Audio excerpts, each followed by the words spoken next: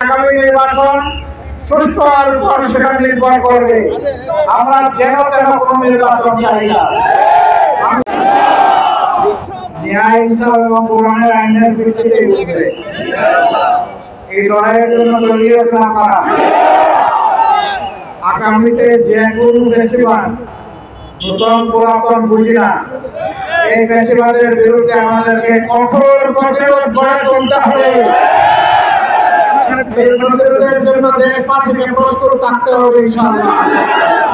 বিশেষ করে যে যুবকরা মুক্তিকে রক্ত দিয়ে জীবন দিয়ে আমাদের কাছে বাংলাদেশকে আমানত রেখে নিয়েছে, আমরা সেই রক্তের সাথে কাউকে বেইমানি করতে দেব না ইনশাআল্লাহ।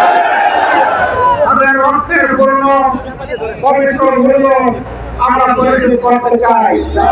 আমরা চাই এই ধরনের রক্ত যেন এই জাতিকে বারবার দিতে না হয়। কাজে আগামী নির্বাচন সুষ্ঠু আর উপর সেটা নির্ভর করবে। আমরা যেন তেন কোনো নির্বাচন চাই না।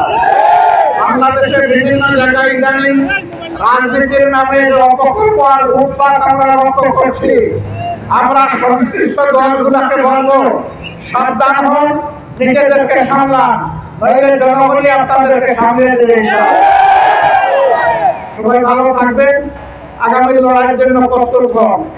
এই লড়াইয়ে কোরআন বুকে দিয়ে আমরা জিতবো ইনশাআল্লাহ। বাংলাদেশ জিন্দাবাদ, বাংলাদেশ জামাত ইসলামী জিন্দাবাদ।